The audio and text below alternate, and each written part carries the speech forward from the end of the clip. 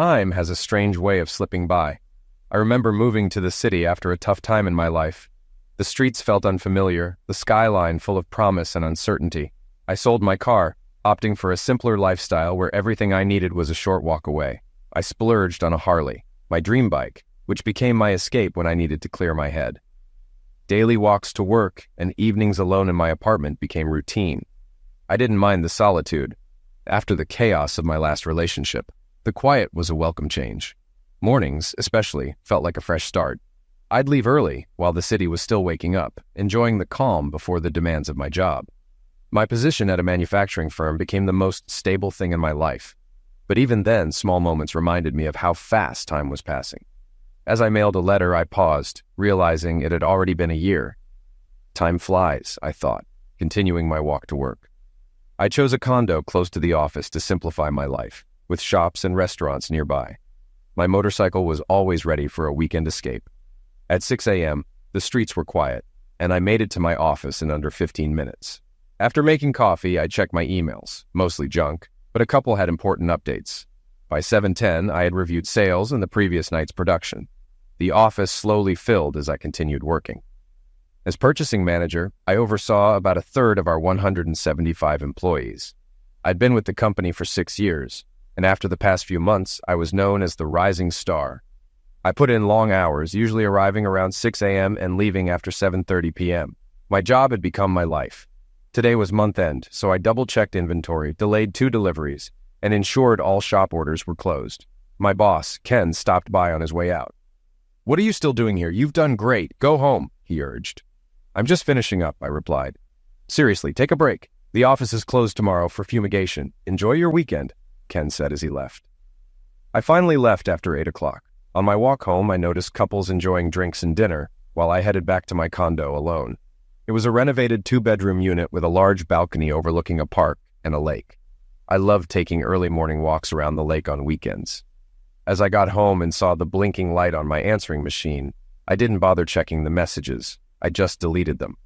I grabbed an open bottle of my favorite wine from the fridge, uncorked it, and took a crystal glass from the cabinet. I had started using the good glasses recently, realizing there was no point in saving them. If one broke, I still had plenty. Wine in hand, I turned on the TV and opened my laptop. AOL notified me of 6 new emails, 2 from eBay, 1 from my parents, 2 from my friend Nick, and 1 spam about making money from home. I'll check them tomorrow, I thought, heading to the kitchen. I had renovated the kitchen shortly after moving in, making it look like something out of a gourmet magazine. It had a 6-burner stove, double oven, stainless steel fridge, granite countertops, and a wine cooler. After struggling to sleep for a while, I realized I needed to exhaust myself physically to rest. So, I converted the 2nd bedroom into a home gym. Every night, I worked out hard between 9 and 10 p.m., then took a cold shower, had 1 last glass of wine, and went to bed. Over the past year, I had slimmed down from 195 to 175 pounds, becoming lean and solid. Dinner was simple, as always.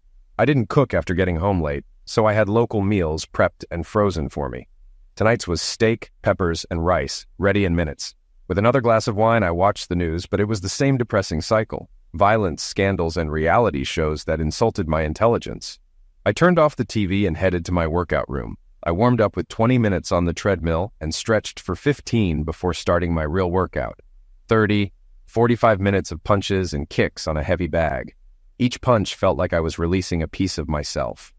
As a kid, I trained in Kung Fu at a strict dojo near my house. After months of begging, my dad enrolled me, but it was much tougher than I expected. The sensei didn't tolerate slacking and pushed us hard. After 2 months, I wanted to quit, but my dad refused. "I paid for a year and you're finishing it," he said, telling me to toughen up. After that, I gave it my all, and that's when I met Nick. He was a year older and much bigger than me, but we became best friends. We trained together, holding pads for each other, though Nick often complained that my kicks were too strong. "Ease up, you don't have to kick me through the wall," Nick complained, but I was determined. In 2 months, we could spar in class, and I couldn't wait. My first session was a disaster. I got knocked by 3 other students. After 3 months of hard work, I finally won a match and never looked back, training for another 4 years before quitting. Nick only stuck with it for 2 years. By the time I earned my 2nd-degree black belt, I was more interested in girls. Though my sensei begged me to stay, I was done, and we parted as friends. I visited the dojo occasionally, but eventually stopped. Until a couple of months ago. It was almost 11 o'clock and I was drenched in sweat after my workout. I peeled off my clothes, threw them in the hamper, and stepped into the shower. The cold water revived me, and as I looked at my red, swollen hands, I washed away the grime. I'd cut my hair short and was sporting a 10-day-old beard. After shampooing and brushing my teeth, I dried off and wiped the mirror. I saw my reflection, but wondered if I was truly alive. On Saturday morning, I emailed Nick. If Lisa hasn't made you sell your bike, meet me for breakfast at 8 o'clock Sunday at the mom and pop place on 321. I loved my Harley. I had driven sports cars, but nothing compared to the freedom of being on my bike. The engine's rumble, the wind, and the feeling of vulnerability were just what I needed. I ditched my helmet months ago, wearing only shades and sometimes a cap. By 9:30 on Saturday, I hit the road. Only one other biker passed me, giving the peace sign. Most casual riders had stored their bikes for the winter, but we hardcore ones waited for the first snowfall. Needing an oil change, I headed to the dealer. Just an oil change, I told the tech. He said it'd take about an hour, so I browsed the showroom. A lime green custom chopper caught my eye. I swung a leg over and admired it. The salesman approached. "Sweet ride," I said. He told me it had a 2008 engine with only 2,200 miles and mostly custom Harley parts. He even offered me a test ride. "I probably can't afford it," I said. He mentioned the owner was open to trades, so I told him about my 2008 Ultra. Next thing I knew, I was cruising down the road on the chopper. It handled like a dream, despite the extra vibration. When I returned, the salesman asked what I thought.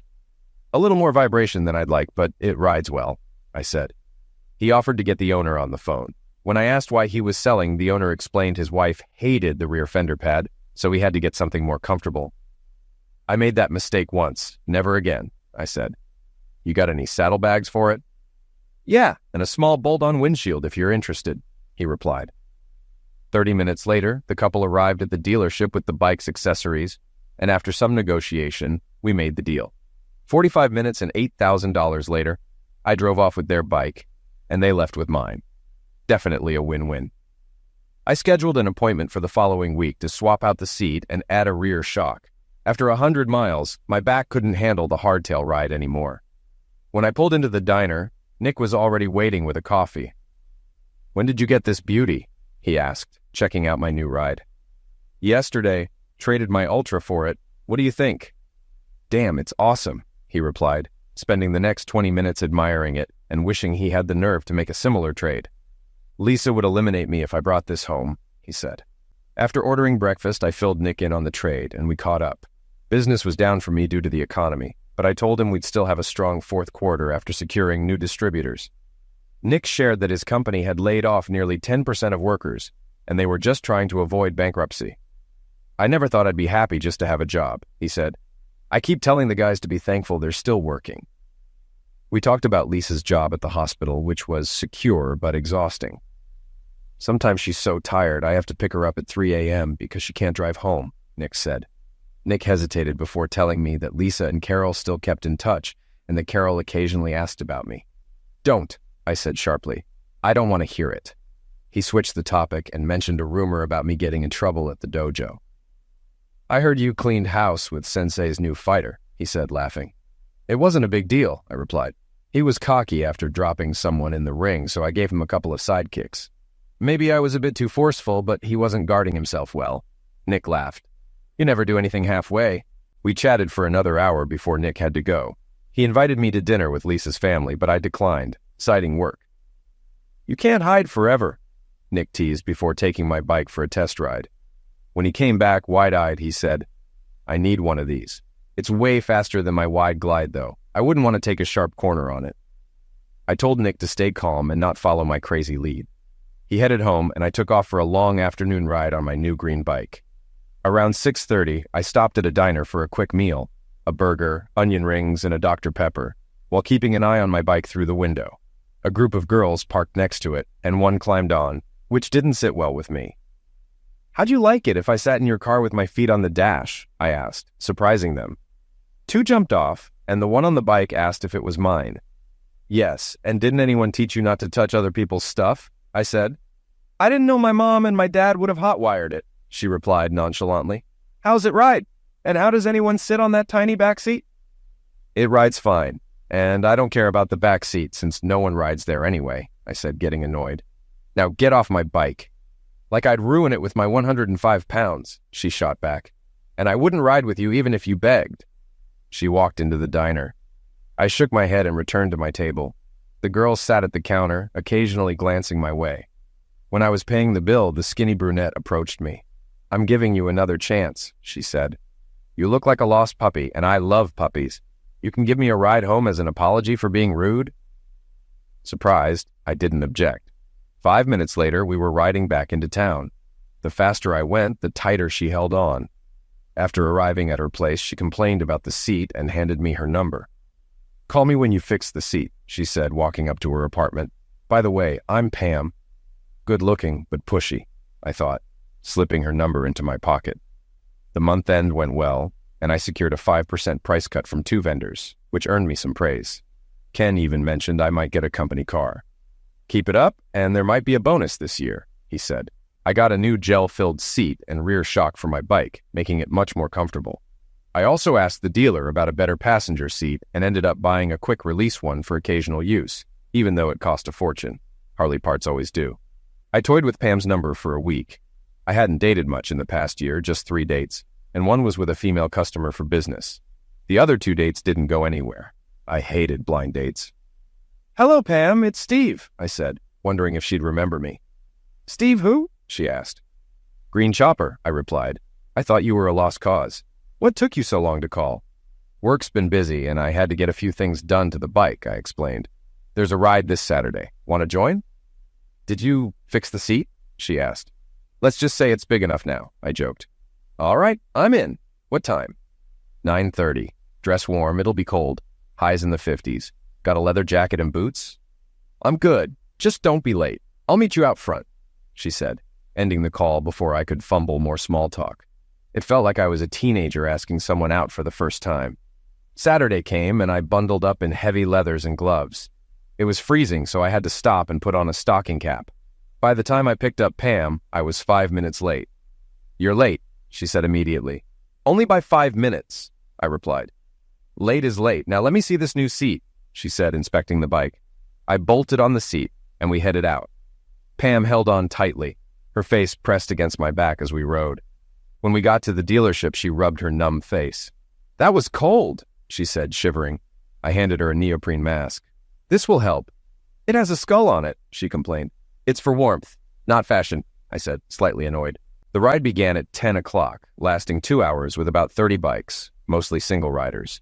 We returned to the dealership by noon, and after declining the cold food they offered, I asked Pam, Want to grab lunch? Yes, but somewhere warm, she replied. We went to Denny's, where Pam warmed her hands on the coffee mug. That was fun, though cold, she said. Do you do this often? Not as much as I used to. I used to ride to Sturgis every year, but it's been a while. I've seen pictures. Is it really that big? Bikes everywhere, and it's a nonstop party for 2 weeks. My buddy Nick and I camped out once, but now I prefer more comfort. What do you do for work? She asked. I'm a purchasing manager. How about you? I teach art and do freelance work. It doesn't pay much, but I enjoy it. Are you seeing anyone right now?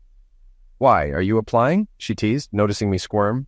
Relax. I had someone, but it didn't work out. Now I'm just dating here and there. What about you? Same. Had someone special, but it ended badly. Haven't dated much in the past year. So you're basically a born-again maid, she joked. That's good. Less risk of catching anything. Unlike the players who sleep with anyone. What makes you think I want to take you to bed? With a body like mine? Why wouldn't you? She laughed. Now that the personal stuff's out of the way, let's see what else we have in common. For 2 days, Pam and I talked about our likes, dislikes, and shared what we were comfortable with. She wasn't thrilled that I only mentioned having one bad marriage, but we got along well. Over the next 3 weekends, I got to know her better. We liked the same foods. I ran while she rollerbladed, and we agreed to disagree on my workout room and her favorite band. Want to go to a club Saturday? She asked. Some friends of mine are going, and I want you to meet them. I'm not much of a dancer, I said. Most guys can't dance, just fake it, she smiled. We hadn't gone beyond kissing, and when she invited me to stay over, I politely declined, saying I wasn't ready yet. Don't worry, I'll be gentle, she teased. Saturday, Pam drove, saying, I'm not freezing on your bike tonight. The club was crowded, but we found a decent table. Pam's friends were nice, and we were having fun. Until I ran into my worst nightmare. Hi, chicken, Dan sneered. Got a new girl? Did the last one dump you? He moved closer, taunting me. Pam, meet craphead Dan. He's a bodybuilder whose brain's fried by steroids, I said, as his friends pulled him away.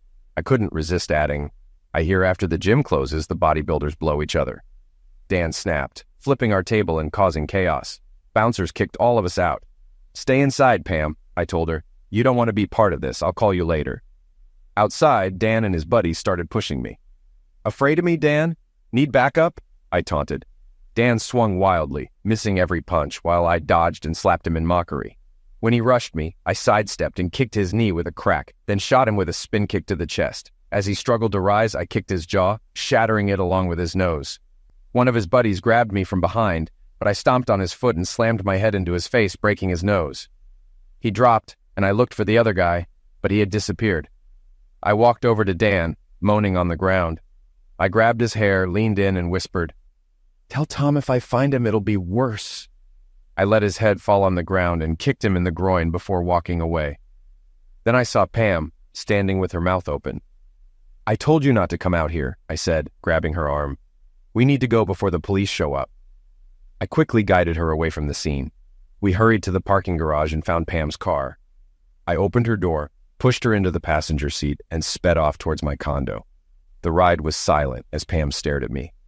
"Steve, what was that all about?" she began, but I cut her off, parking the car. "Not tonight. We'll talk later, but not now," I said, holding up my hand. "Are you okay to drive?" "I'm fine, but not tonight," I interrupted, surprising her. "I'll call you." I got out, glanced back to make sure she was okay, then headed into my building. Inside, I slammed the door and threw my keys against the wall. "God damn it, Carol, I hate you," I screamed, ripping off my jacket and punching the wall over and over. The next morning, I woke up around 6 a.m., sitting on the floor of my workout room, still in my clothes, drenched in sweat. My mind was numb, but my hands were throbbing, cut, swollen, and red. The ice water stung as I soaked my hands, alternating between heat and cold for hours to reduce the swelling. Thankfully, nothing was broken, but I knew I wouldn't be hitting the heavy bag anytime soon. Later, I found some old ointment for my wrists, though there wasn't much left. At least it's Sunday, I thought. A day to rest, unless someone comes knocking. 2 weeks later, the police finally found me. "Steve Moore?" one of the officers asked at my door. "Yes," I replied. "There's been a formal complaint. We need you to come to the station and give a statement," the second officer said. I agreed, grabbed my jacket, and spent the next 2 hours explaining everything. Yes, I knew Dan. No, I didn't know the other two. Dan started the fight in the club and they attacked me outside. I was defending myself. "There are witnesses. Ask the people at our table and the bouncers." The officers confirmed my story, but one was still angry. "You almost eliminated one guy and the other will be on crutches for months. You didn't need to knock them like that." I was afraid for my life. How did I know they didn't have a weapon? "I just wanted to end it quickly," I said. "You taunted Dan into throwing the first punch, then knock him senseless. What did he do to deserve that?" the officer asked. "You wouldn't understand unless you were there. Now, if I'm not being charged, I'd like to go home." Nick picked me up. "They say you nearly knocked 2 guys to pass away," he said as we left the station.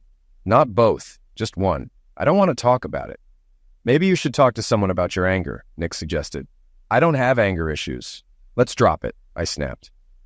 "Okay, I'm just worried about you," Nick said. "I know. It's been a long night. Just don't bring it up again." There were 3 more messages from Pam on my machine, and like before, I deleted them. But she didn't give up. For the first 3 weeks, she called 5 times a week, then dropped to 3, 2, and finally once a week, always on Fridays. "It's me, Pam, again," her message always began. "Just checking if you're free for dinner or a chat tomorrow. Oh, and starting next month, I'll be waiting on your doorstep instead of calling. Just a heads up. Good night." "This girl is persistent," I muttered, deleting the message. She can't be serious, or could she? I fell back into my usual routine. Work, home, eat, work out. Nick called a few times, inviting me to dinner or to catch a game, but I usually declined. I spent Thanksgiving with Nick and Lisa, sending them a list of topics we wouldn't discuss. Dinner was tense as always, with the unspoken elephant in the room. Afterward, I thanked them and took a cab home. The next day, Pam left a short message. Since I haven't heard from you, I guess I'll be camping out on your doorstep next week. Hey, don't worry. I'm bringing a pillow. See you Friday. She wouldn't actually do that, would she? I thought. But as the week dragged on, I realized I'd be happy to see her again. Pam was amazing, and despite my reluctance to revisit the past, she wasn't taking no for an answer. By Thursday, I was anxious, and by Friday, I was useless at work. I just watched the clock. Big date tonight? Ken asked, walking by my office. What? I snapped out of my daze. Must be some girl to throw you off your game, he laughed. Get out of here. You're no good today. Have a great night, and I'll see you Monday.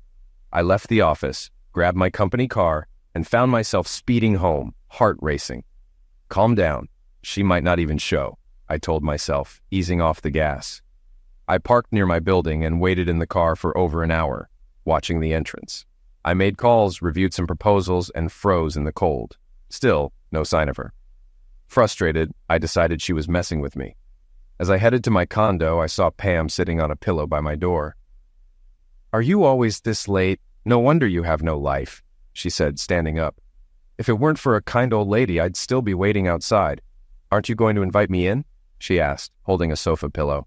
I smiled as I opened the door, and we stepped inside. Got any coffee? I nearly froze waiting for you. I don't think I could have lasted much longer, Pam said, tossing her jacket and pillow onto a chair and heading toward the kitchen. Give me a second, I replied, hanging up my coat and loosening my tie. Well, I'm waiting, she said, hands on her hips. For what? I asked, starting the coffee. For an apology, for ignoring my calls and leaving me with a million questions. My friends were asking about the psycho I was dating who put 2 guys in the hospital. It didn't happen quite like that, I said. They got off easy. Easy? They were taken away on stretchers, she shot back. Could have been body bags, I replied calmly. You've got serious issues, she said, giving me a look. Let's talk about it over dinner. What's on the menu? Fine. What are you hungry for? I asked. Anything but chicken. I can't eat it after seeing how it's processed. How about beef stir-fry, seafood Alfredo, or steak and peppers? I asked, scanning the freezer. You cook these? She asked. No, I buy them frozen from Tony's. I pick up 6 meals every Monday and heat them up when I'm too busy to cook. But with a kitchen like yours, you don't cook? Only when I have the time or guests, I said. Let's go with frozen meals tonight and discuss breakfast later, she said, finishing her coffee. I chose Alfredo, and she picked stir-fry. She was impressed with my wine cooler, though it only held a few bottles. I just buy what I like, I explained. During dinner, Pam finally asked, When are you going to tell me your story? It's simple. I met Carol in college, we got married, had a few good years, and then it fell apart. That's it. I've read more details in Cliff Notes, Pam said. She then shared her story. Her mom left when she was a baby, she lived with her grandparents until they died, and then with her dad and his girlfriend until she turned 18. She got a scholarship to art school, but her dad ended up in prison for dealing pills. To make ends meet, she waited tables, did portraits, and even modeled for art classes. Some caught my attention. It was art, not a strip club, she quickly added. Pam then described her short-lived marriage to Rob, who became controlling. I got pregnant, hoping it would bring us closer, but it only made things worse. One night, he accused me of cheating and pushed me down the stairs. I had a mishap, and he was arrested for trying to eliminate the baby. Why didn't you just leave him? I interrupted. I was still trying to make it work. You don't walk away when things get tough, she said. Rob ended up convicted of attempted homicide, and I got a quick divorce. So, Steve, you're not the only one with a messy past, she finished, her eyes red. We sat in silence for a couple of minutes, finishing our wine and wondering what was next. I need a shower before bed, Pam said, standing up.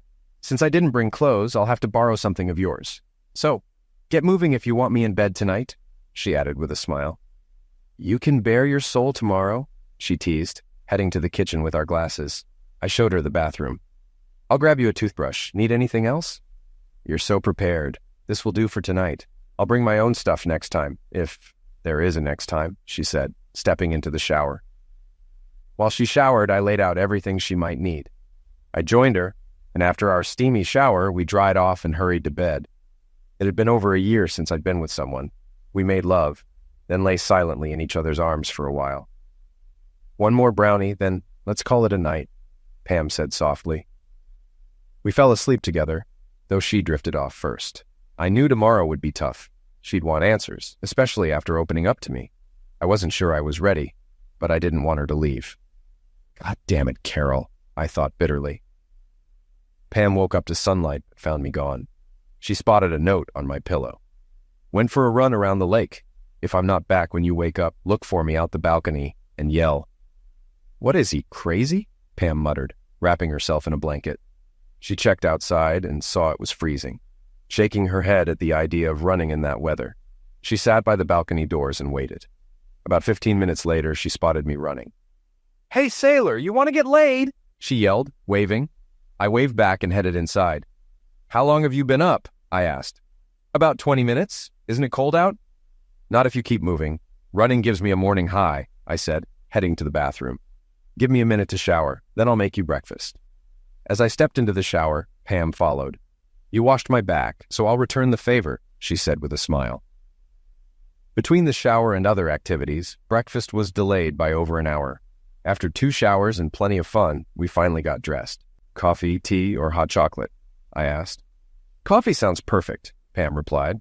You've got your choice. Pancakes, waffles, omelet, or fruit-filled crepes. But we only have sausage links, I said. Sausage links only? Off with his head, Pam laughed. Let's have crepes today and waffles tomorrow. Confident, aren't you? I teased. Of myself, yes. Of you? Not so sure, she replied playfully. How about breakfast? Then questions. Or we could just stay in bed all day, I suggested. Let's do both, she smiled. As we ate, I wondered how to share my story without sounding like an idiot. That was delicious. I didn't realize I was so hungry, Pam said, rubbing her belly. Any coffee left? She asked. Just enough for you, I replied, clearing the dishes. So, do we start here or in bed? Pam asked with a grin. I'd prefer unclothed in bed, but you'll probably distract me. Let's start here, then move to the bedroom. I want the full story. We've got the weekend, so don't leave anything out, she said. All right. What do you want to know? I asked. How long have you had such a hot temper? Pam pressed. I don't have one, I said defensively. But what about that night at the club? She continued. That was a long time coming. Dan had it coming for what he did, and I'm just glad I stopped when I did, I replied. Now I'm confused. Just tell me what I need to know, Pam said, curling up on the couch. All right, I began, sitting across from her. Carol and I met at a party Nick and Lisa threw. Neither of us was looking for anything serious. Since Nick and Lisa were getting married, Carol and I kept crossing paths and eventually started dating. She was a party girl, and I often had to pull her out of trouble. She flirted with the wrong guys, which caused problems, so I stopped calling her. After 2 weeks, Carol confronted me. You don't like me anymore? She asked. Carol, if you're with me only. I'm tired of you flirting with everyone, I told her. So, are we exclusive now? She asked. Yeah, I guess so, I replied. From then on, we were a couple. At Nick and Lisa's wedding, Carol said ours would be more casual. 2 years later, we got married, set up a home, and life was good. We both had decent jobs and we had fun. But in our 3rd year, things changed. One night, Carol asked if I had any fantasies I wanted to act on. For her birthday, she wanted a fantasy night where she'd be tied to the bed and pleased until she cried enough. I got into it and prepared everything. Silk ties, chocolate, whipped cream. On her birthday, I set up the room with candles and told her the safe word was pepper. For hours, I pleased her until she finally yelled, Pepper! It was a fun, passionate night. What did you get for your birthday? Pam asked. For her birthday, I bought her a Zexy outfit, and we played a role-play game. I sent her to a bar, watched guys try to pick her up, and then walked in, pretending to be her pimp. Afterward, we had dinner at a nice restaurant, then went home for a night of great Zex.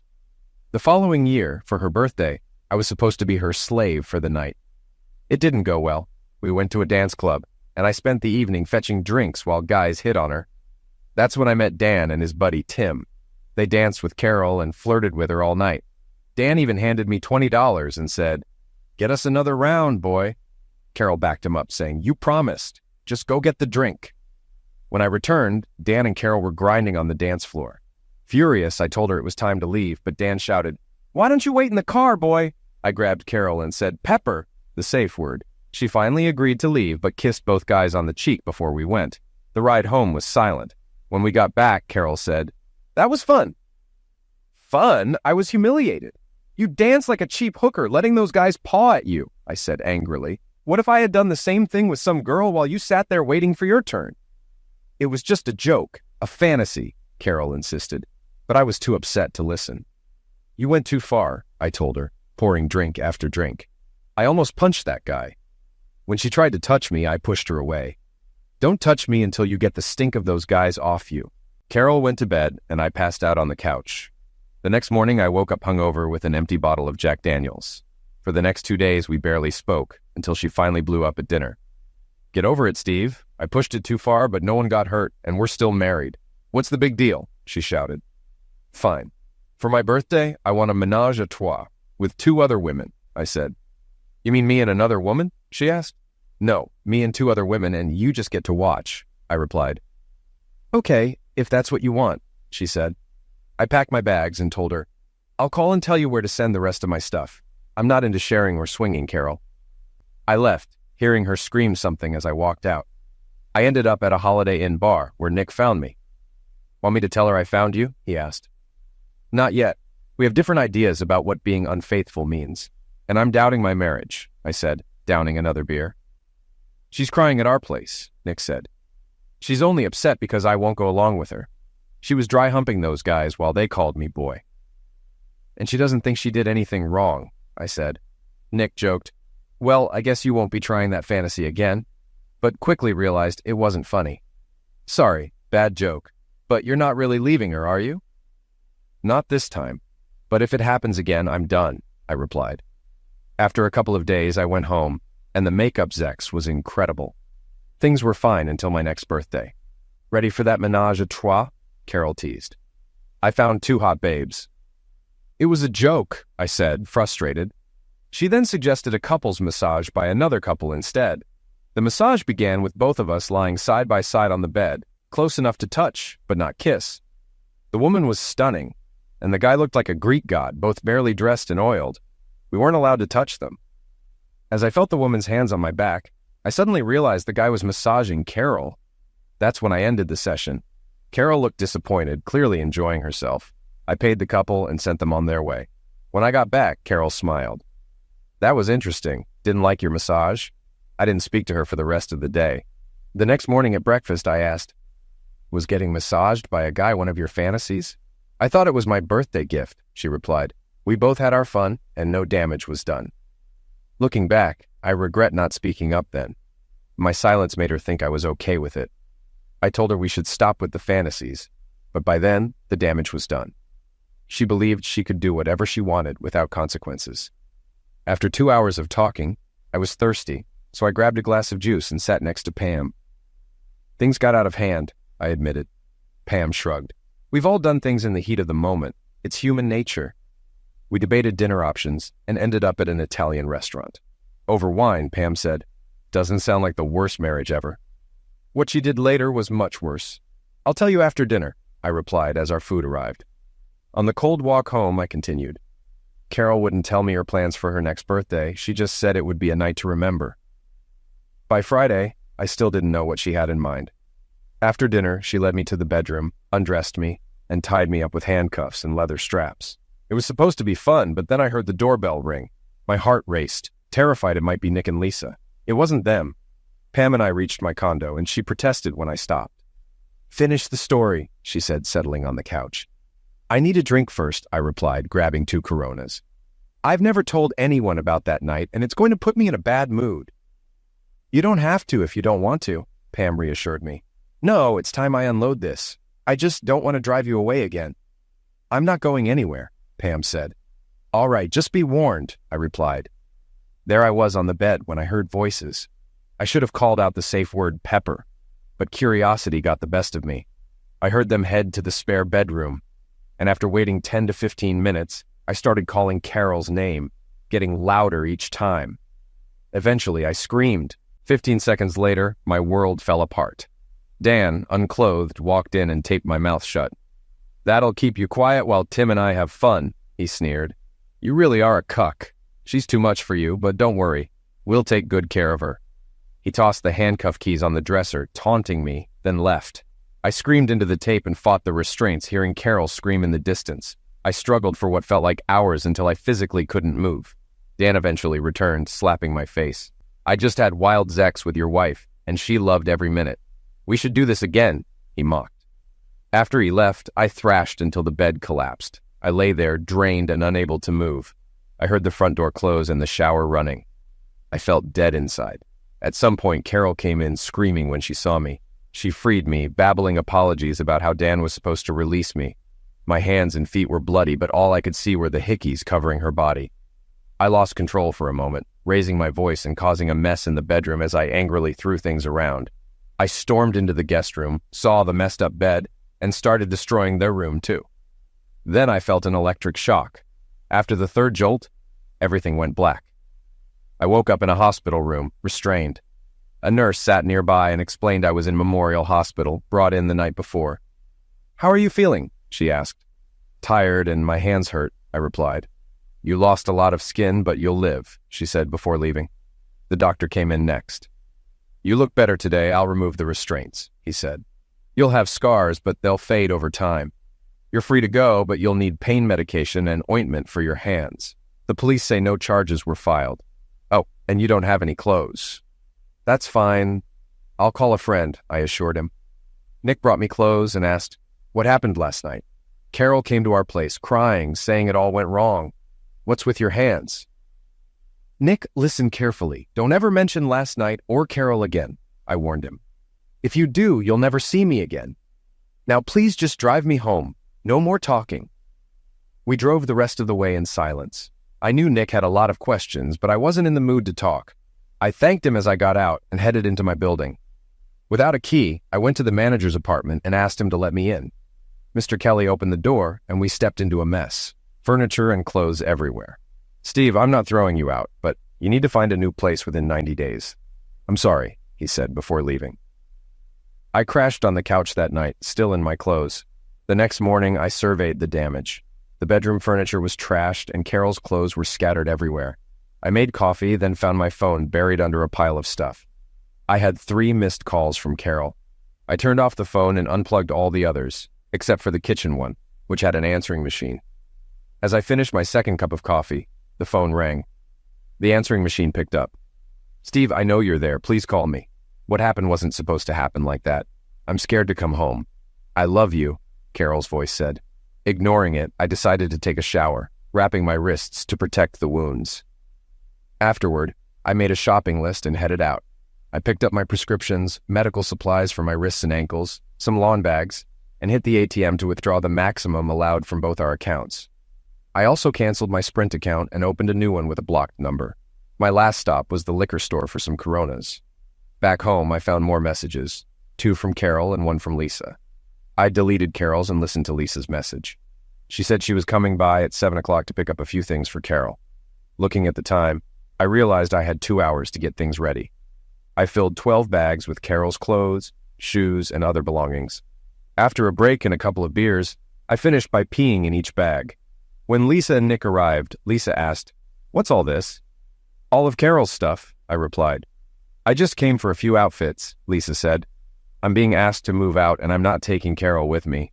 She can come for the rest of her things later," I told her. "Shouldn't you two talk it over?" Lisa suggested. "Not a chance," I responded. "Now, if you'll excuse me, I've got beers to finish and plan to get some sleep, unless Carol tries to get me arrested again."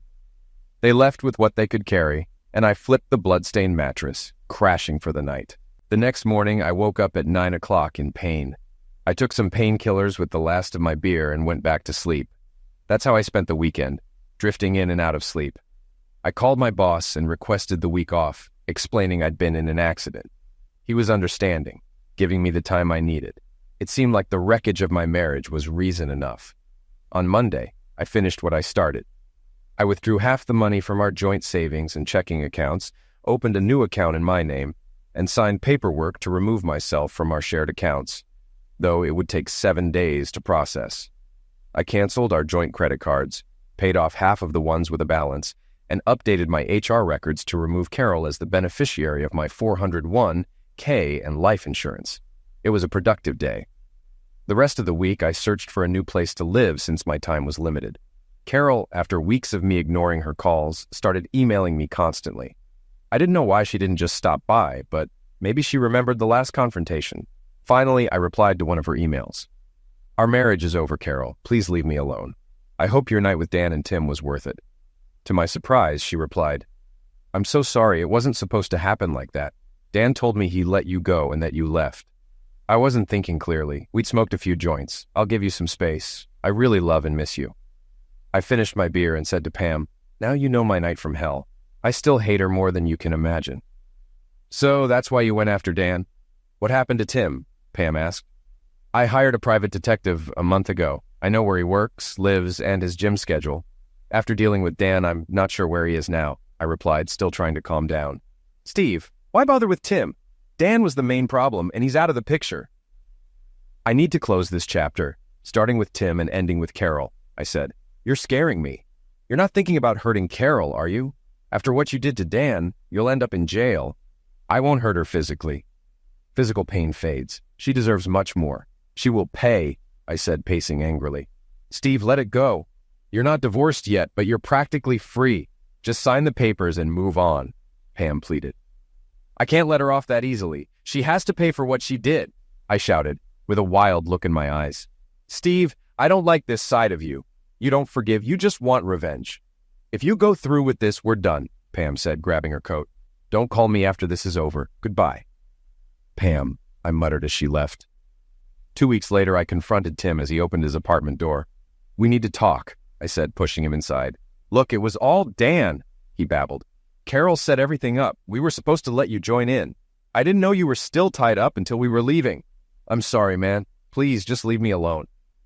My birthday is in 2 weeks. I want you gone by then. If you're still here, I'll make sure you never have sex again. Got it? Tim nodded, terrified. 2 weeks, I said, leaving. One down, one to go. For $8,000, I got my birthday present. The day before, I received an email. It's all set for 9:30 a.m. I went to work on Wednesday in the best mood I'd had in a long time. Everyone wished me a happy birthday, and there was even a cake. Later, my boss took me out for dinner, and I didn't get home until almost 8 p.m. My answering machine was blinking with 25 messages, but I deleted them all. I grabbed a Corona and waited for what I knew was coming. Just before 9 o'clock, there was loud pounding on my door. I set down my beer, took a deep breath, and answered it. A-hole, Carol screamed as Nick held her back. Good evening, street hooker. How have you been? I responded, calm.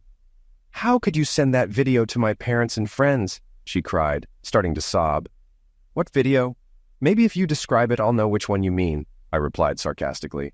Goddamn you, Steve. Do you hate me that much that you'd ruin my life like this? She yelled, angry and tearful. Oh, you mean the Zex tape? I said mockingly. The one labeled Carol Moore as a street hooker and cheats on her husband? I not only saw it, I lived it. I rolled up my sleeves, showing my scars. See these? They're a daily reminder of what you did. Should I hate you? Absolutely. You destroyed our marriage. Did you know, Carol? At first I thought Dan and Tim were hurting you. I would have cut off my hands to save you. That's how much I loved you. But you set it all up with them and even let them tape it. She sobbed harder as I continued. Your parents, our friends, they all blamed me for the breakup. Maybe now, after watching the tape, they'll understand. Or maybe they won't. I don't care anymore. I said I was sorry. I tried to talk to you, but you wouldn't listen, she cried. Sorry? I sneered. You mean sorry I planned my fantasy of getting screwed by other men while tying up my husband? I should have left you that night. Steve, you went too far, Nick interrupted, looking serious. Have you watched the tape? I asked him. No, I haven't, he replied. That's because I didn't send it to you and Lisa. I didn't want to drag you into it. But if you think I'm wrong, watch the tape. Then imagine it was Lisa and I spent over 3 hours trying to save her, thinking she was in danger. Then tell me what you'd do. I stared at him, making sure he understood. Carol kept sobbing, and I turned back to her. If anything on that tape isn't true, I'll send a retraction. If not, it is what it is.